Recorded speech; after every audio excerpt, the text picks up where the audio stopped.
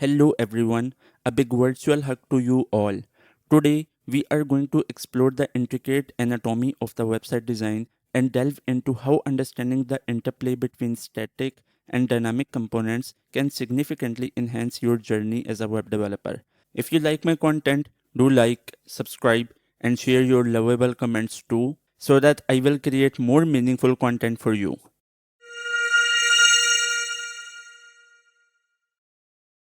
Let's begin by dissecting a typical website layout. When you visit a website, you will notice certain elements that remain consistent across all pages, such as the header, hero section, and the footer.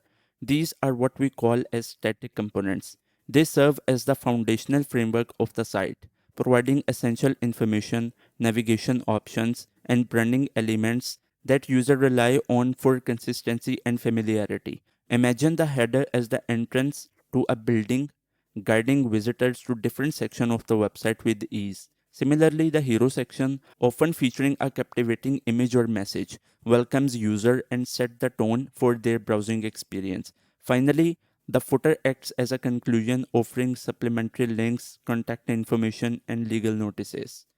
Now let's shift our focus to dynamic components. The dynamic content that varies from page to page based on user interactions or backend data. These sections are the heart and soul of a website, adapting and evolving in real time to cater to the unique needs and preferences of each user. Consider a product listing page on an e-commerce website. The items displayed on this page are dynamic, changing dynamically based on user selected filters, search queries, or personalized recommendations. This dynamic nature adds a layer of interactivity and personalization, enriching the user experience and fostering engagement.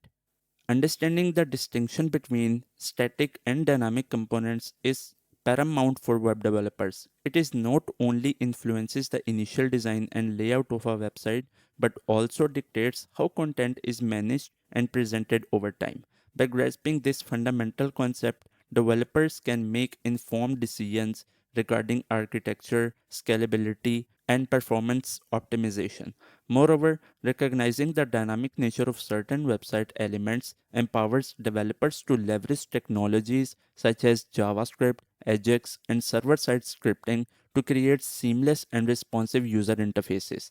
For instance, implementing Ajax request can enable real time updates without requiring a full page reload, enhancing the fluidity of interactions and reducing latency. In addition to technical considerations, understanding the behavior of static and dynamic components facilitates effective collaboration between designers, developers, and stakeholders.